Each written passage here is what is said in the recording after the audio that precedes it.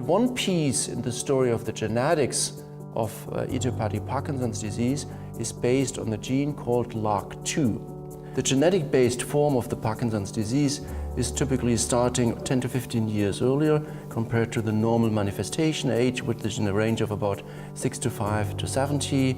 The genetic-based are in the range of 50 to 55, and therefore there's always an interest to understand why these early manifestation patients have any specific environment, makeup in the genetics that can explain that they are starting earlier with the manifestation.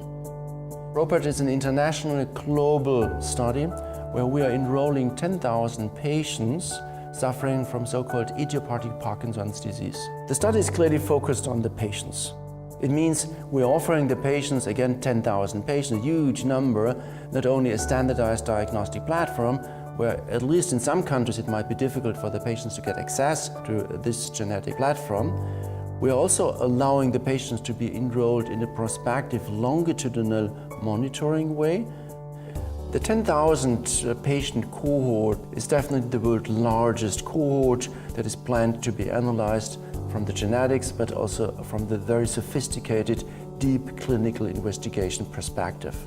More important, that the ROPAD has a very strong scientific background in the sense of what are the very clear manifestations of the patients, what are the first symptoms, how the patients start to develop Parkinson's disease.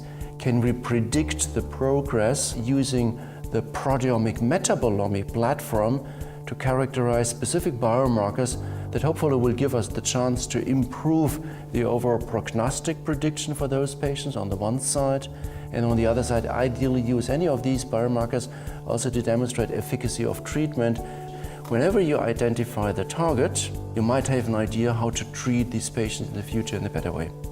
The better we characterize the patients, the easier it is for us as a company, but also as scientists, to develop specific biomarkers that can be used for the prediction of the progress or as a parameter demonstrating the improvement once the patients are being set on treatment. There's a further element because more and more pharmaceutical companies are getting active in the development of inhibitor of the hyperactivated LRRK2 kinase.